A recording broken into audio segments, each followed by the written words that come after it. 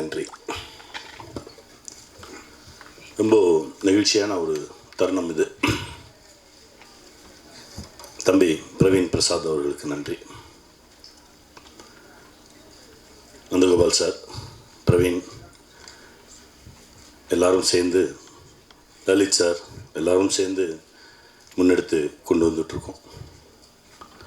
தம்பி கிஷோருக்கு நன்றி. என் நண்பர் ரமேஷ் அவர்களுக்கு நன்றி. நண்பன் முத்துகிருஷ்ணனுக்கு நன்றி.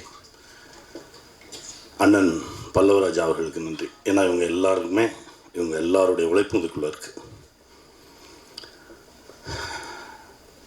எல்லாரையுமே ரொம்ப சந்தோஷமாக தான் வச்சுருந்தேன். அவங்க எல்லாம் சிரிச்சுக்கிட்டே இருப்பாங்க. ஆனால் எனக்கு உள்ளுக்குள்ளே ஒரு வலி இருந்துக்கிட்டே இருந்தது இந்த படத்தை பொறுத்த வரைக்கும். எடுக்கும்போதும் சரி, எடுத்து முடித்த பிறகும் சரி. என்னடா சகவும் நானும் போராளி பண்ணிவிட்டு, நீ அப்படியே போ, நான் இப்படியே போகிறேன், கொஞ்ச நாள் ஆகட்டும், அப்புறம் படம் பண்ணிக்குவோம் அப்படின்னு சொல்லி ஒரு 2012 பிரிஞ்சோம். மீன்ஸ் அவர் ஒரு பக்கம் போயிட்டு இருந்தார், நான் ஒரு பக்கம் போயிட்டு இருந்தேன், அவ்வளோதான். ஆனால் எப்போ வேணாலும் பார்ப்போம், பேசுவோம், எல்லாம் இருந்தால். ஆனால் படம் பண்ணுவதற்கான வாய்ப்பு வரவே இல்லை. பேசுவோம், கதை பேசுவோம், சரி ஆரம்பிப்போம் அப்படிமோ. ஆனால் கடந்து போயிட்டே இருக்கும். என் தம்பி அசோக்கின் மரணம் எங்களை திரும்ப சேர்த்தது. அவன் அனுப்பின மெசேஜ் ஒன்று என்கிட்ட இருக்குது. அந்த மெசேஜில் 1000 அர்த்தம் இருக்குது. அவன் மரணிக்கிறதுக்கு ஒரு 10 நிமிஷத்துக்கு முன்னாடி எனக்கு அனுப்பிச்சிட்டு போயிட்டான். ஆனால் பெரிய பொறுப்பு தூக்கி என்கிட்ட வச்சுட்டு போயிட்டான். அவனுடைய மரணம் தான் உடனடியாக, வா நம்ம ஒரு படம் பண்ணுவோம், திரும்ப கை சேர்த்து நின்றுக்குவோம், ஒருத்தர் கையை பிடிச்சிப்போம், பயமாக இருக்குடா அப்படின்னு சொல்லி பிடிச்சிக்கிட்டது தான் இந்த நாடோடிகள் 2. இதுக்குள்ளே எங்கள் எல்லாருடைய உயிர் இருக்குது. இந்த படத்தில் வேலை பார்த்த யாருமே எல்லோரும் ஹாப்பியாக இருந்தோம் நாங்கள். ஆனால் எல்லோரும் ஹாப்பியாக இருந்தோம். ஆனால் அதையும் மீறி ஒரு 70 நாள் 75 நாள் பண்ண வேண்டிய வேலையை 54 நாள் 55 நாளில் முடித்தோம். அப்படின்னா ஒரு நாளைக்கு 1.5 நாள் பார்க்க வேண்டிய வேலையை ஒரு நாள் பார்த்துருக்கோம்.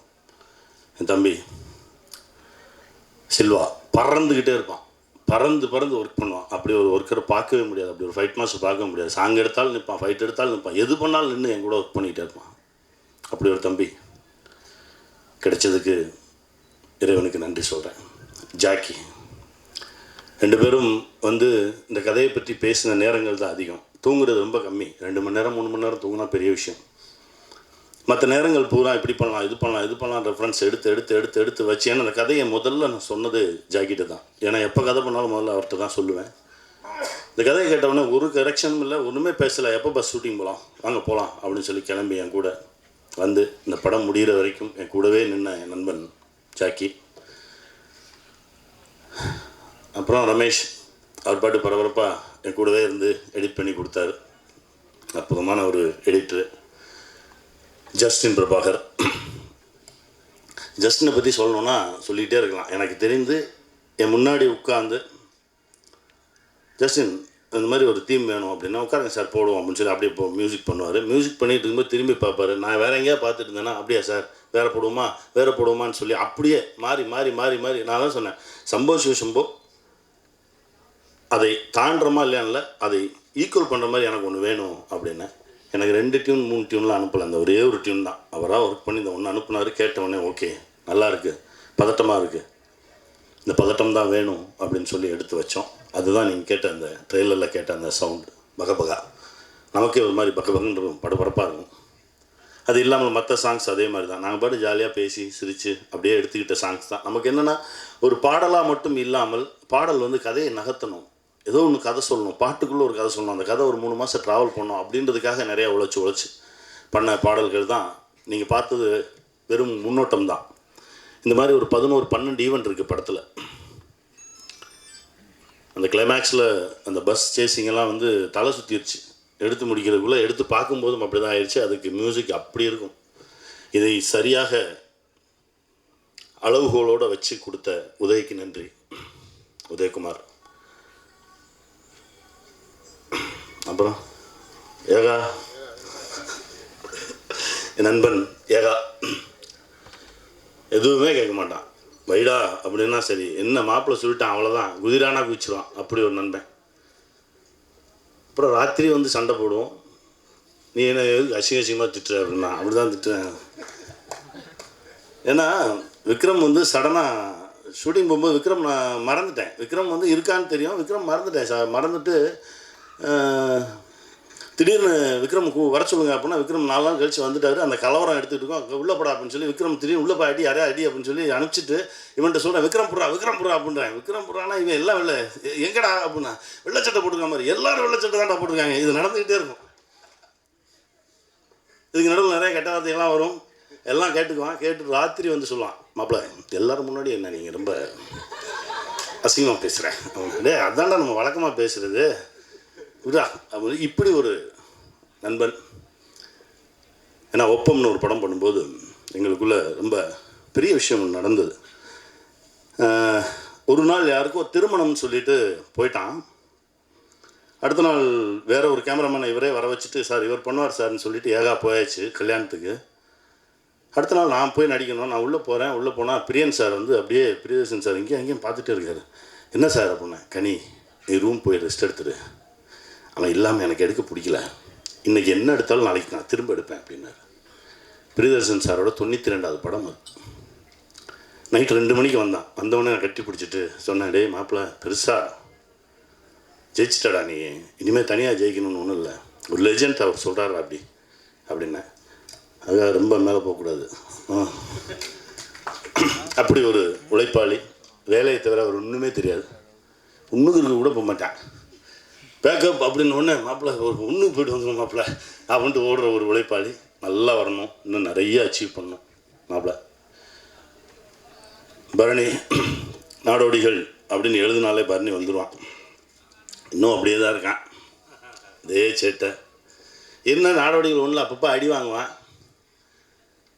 இப்போ ஒரு வாட்டியெல்லாம் வந்துச்சு கையே. அப்புறம் அந்த பக்கம் போய் சொல்லியிருக்கேன், இப்போ நான் பிக் பாஸ்லாம் போயிட்டு வந்துட்டேன்ல, அதனால் அண்ணன் என்ன அடிக்க மாட்டார். அப்படி ஒரு உழைப்பாளி. சின்சியராக உழைச்சானா, உண்மையாக உழைச்சானா அவனுடைய இடத்தை தொடுவதற்கு யாருமே இல்லை. அப்படி ஒரு பெரிய இடம் கிடைக்கும்டா தம்பி. மீண்டும் இந்த நாடோடிகள் 2 ஒன்று பெரிய தளத்துக்கு எடுத்துகிட்டு போகும். பிடிச்சிக்கோ, அந்த இடத்த பிடிச்சிக்கோ, பெருசாக ஜெயிச்சிடணும். அஞ்சலி அந்த கலவரம் எடுக்கும்போது அவங்களுக்கு காலில் அடிபட்டுச்சு. காலில் அடிபட்டு நடக்கவே முடியல. அதோடு எடுத்தேன் நான், உங்களால் என்ன நடக்க முடியுமோ அப்படியே நடங்க, ஏன்னா அடிபட்டதை அப்படியே பதிவு பண்ணுவோம் அப்படின்னு சொல்லி. அப்படியே என்னையவே பார்த்தாங்க. பார்த்துட்டு அப்புறம் அதோட அந்த காலில் அப்படியே ஒரு ஒரு ஒரு துப்பட்டா போட்டு அந்த துப்பட்டா கிழிச்சு அவங்களே ஷார்ட்லேயே கட்ட சொல்லி அப்படியே கட்டிட்டு அப்படியே நடித்தோம், அப்படியே எடுத்தோம். அப்படி ஒரு உழைப்பு, அப்படி ஒரு டெடிகேஷன். அப்புறம் பார்த்துட்டு இருக்கும்போது நான் சொல்லுவேன், அப்படியே அப்படியே அப்படியே அப்படியே கண்ணீர் வரட்டும் அப்படின்னா அப்படியே வரும். அதெல்லாம் கடவுள் கொடுத்தது. இந்த படம் அவங்களுக்கு ஒரு பெரிய இடத்த கொடுக்கும். கண்டிப்பாக ரொம்ப பெருசாக அச்சீவ் பண்ணுவாங்க. அதுல்யா அவங்களும் அப்படி தான். அந்த கிளைமேக்ஸ் எடுக்கும்போது ஒரு வீடியோ காட்டினேன்.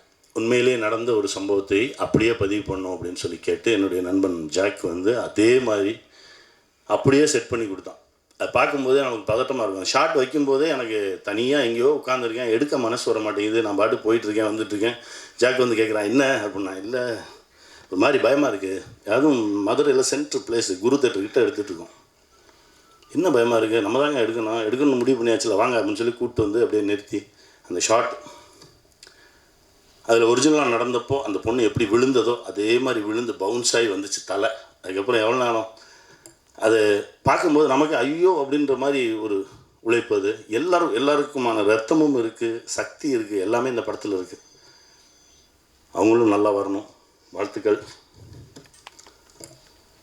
ஞானசம்பந்தர் சார், நான் என்ன எழுதினாலும் ஐயா வந்துடுவார். இதில் வந்து ஒரு மாமா, ஒரு அற்புதமான மாமா கேரக்டர், சசியோட தாய் மாமா. பேர் வைக்கிறதுக்கே ஒரு வாரம் 10 நாள் ஆச்சு உங்களுக்கு பேர் வைக்கிறதுக்கே. அப்புறம் கடைசி கண்டுபிடிச்சிட்டோம், மாறி ஆடும் பெருமாள். எங்கள் ஊரில் ஒருத்தர் இருப்பார், எது எனக்கு தெரியாதான்ட்டே இருப்பார். அதான் சொன்னேன், எதாச்சும் சொன்னாலும் ஆனால் தப்பாக பண்ணுவாங்க, ஆனால் எனக்கு தெரியாதான்றவாங்க. எனக்கு தெரியாதான்னு. அதுதான் சார் மேட்ரு. அவ்வளோதான். அதை எடுத்துக்கிட்டு அவருக்கு 3 பொண்ணுங்க கதையில். முதல் பொண்ணை போய் கேட்பான், கொடுக்க மாட்டார். 2வது பொண்ணை போய் கேட்பான், கொடுக்க மாட்டார். என்ன பிரச்சனை அப்படின்னா, அவங்க அம்மா போய் சொல்லுவேன், என் மகனுக்கு எந்த கெட்ட பழமும் கிடையாதுண்ணே, அவனுக்கு ஏன்னா பொண்ணு கொடுக்க மாட்டேற அப்படின்னு. பொது நலம் இருக்கே, அதான் உலகத்திலேயே பெரிய கெட்ட உலகம். உன் மயன் தான் ஊர் பிரச்சனைக்கெல்லாம் போய் நிற்கிறானே அப்படின்னா இவன் கேட்பான், அதில் ஊருக்குள்ளே நீங்களும் தானே இருக்கீங்க, நீங்கள் என்ன ஜப்பானில் இருக்கீங்க, பத்தியாக ஏற்று பேசுகிறேன், அப்படி ஆரம்பிக்கும் பிரச்சனை. அப்படி இருக்கும். அதாவது எழுதணும்னா அப்படியே இருக்கும் அந்த ஸ்கிரிப்டில். அப்படி ஒரு அற்புதமான ஒரு நடிகர்ன்றதை தாண்டி என் அண்ணன் என்னுடைய ஆஸ்தான்னு கூட சொல்லலாம். திடீர்னு எனக்கு தமிழில் சந்தேகம் வரும்போதெல்லாம் நான் ஃபோன் பண்ணுவேன். இப்போ கூட சமீபத்தில் ஆசிரியர்கள் தினம் அப்படின்னு போட்டுட்டு, சார் இது என்ன சார் அப்படின்னா, இல்லை ஆசிரியர்னாலே அது பன்மை தான், அதனால் ஆசிரியர் தினம்னே போடுங்க அப்படின்னு சொல்லி எனக்கு எப்போ எனக்கு தமிழில் என்ன விஷயம்னாலும் எனக்கு தீர்த்து வைக்கக்கூடிய ஒரு ஆசான் அவர். அப்புறம் காரோட்டு மாமா அப்படியே வாழ்ந்துருப்பார். காரோட்டு மாமான்னு பேர் மட்டும்தான் இருக்கும், ஆனால் அவங்களுக்கு வீடே இருக்காது, திண்ணையிலே உட்காந்துருப்பாங்க. ஊர் பிரச்சனை எல்லாம் பேசிக்கிட்டே திரிவாங்க. அது கரெக்டாக எங்கள் அண்ணனுக்கு ஒன்றும் சொல்லவே இல்லை. அண்ணன் இதானே மேட்ரு அப்படின்னோடனே அண்ணன் ஏறி உட்காந்து அடித்தது அது பாட்டு கடந்து போயிட்டுருக்கு. தம்பி பரத் பிரமாதமாக பண்ணியிருக்கான். பரத்தோடு கோலிஸோட 2ல் பயணப்படும்போது எனக்கு அவன் மேலே ஒரு பெரிய ஒரு அன்பு, என்னை பார்க்குற மாதிரியே இருக்கும். அவனை பார்க்கும்போது பெருசாக வந்துடுவான் அந்த படத்தில், எல்லார் கவனத்தையும் ஈர்க்கக்கூடிய ஒரு கேரக்டர். அப்புறம் மது ஒரு 2 சீன் வந்தாலும் ஸ்ட்ராங்காக இருக்கணும், அந்த மாதிரி ஒரு ஆர்டிஸ்ட் வேணும்னு சொல்லி தான் அவங்கள பண்ண வச்சேன். அந்த சீன் ரொம்ப எக்ஸ்ட்ரானரியாக பண்ணியிருந்தாங்க. அப்புறம் சுபா, அவங்க லிஸி, அவங்க 2 பேருமே விடாக்கண்ணன் கொட்டாக்கண்ணன் மாதிரி தான். பயமாக இருக்கும் அவங்கள பார்க்கும்போதே ஸ்க்ரீனில். அது பண்ணாங்க. அப்புறம் எங்கள் அம்மா, வணக்கம், அஞ்சலியோட அம்மாவை பண்ணியிருக்காங்க. அவங்களுக்கு முதல்ல நான் தான் டைலாக் சொல்லி கொடுத்தேன் சீரியல் பண்ணும்போது.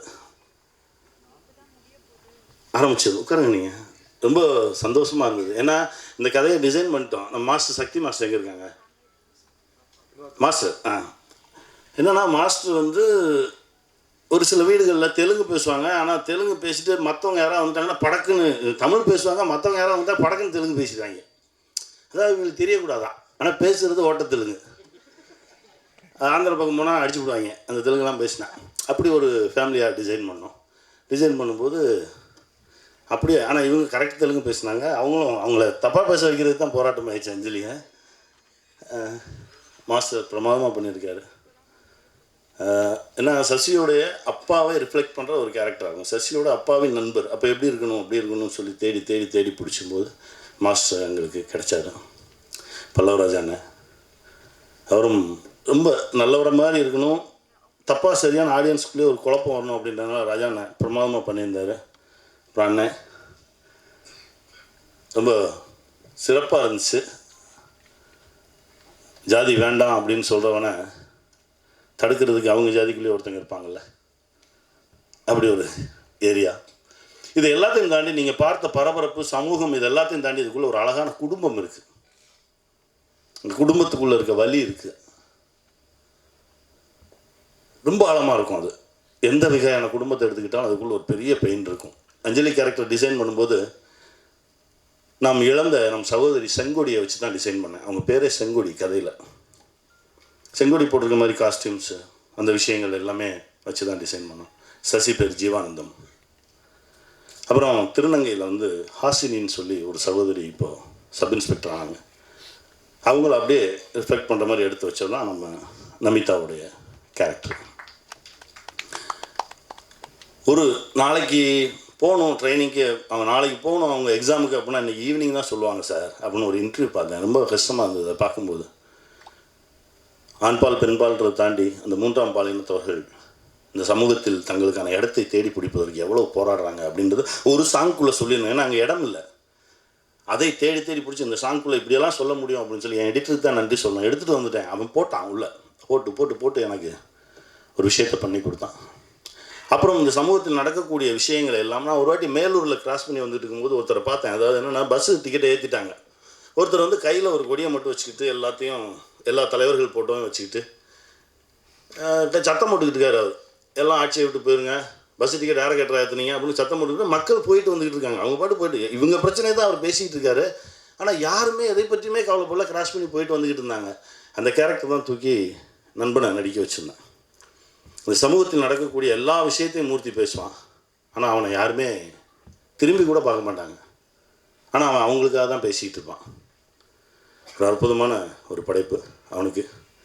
அப்புறம் என் நண்பன் நமோ நாராயணன் அதில் கட் அவுட் வச்சார். இதில் வந்து இப்போ செல்ஃபி ஆரம்பிச்சிருக்காரு. பார்த்தோன்னே செல்ஃபி எடுத்துடுவார்.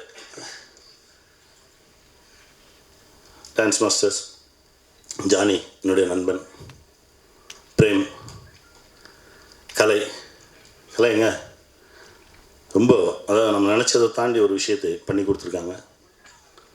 எல்லோருக்கும் நன்றி. இந்த படம் திரையில் வந்து எல்லோரும் பார்த்து அந்த கைதட்டும் சத்தம் தான் என் தம்பி அசோக்கின் ஆத்மா சாந்தி அடையும்னு நினைக்கிறேன். அந்த சத்தத்தை விரைவில் கேட்பேன்னு நினைக்கிறேன். ரொம்ப சந்தோஷம். திரையில் சந்திப்போம். நன்றி.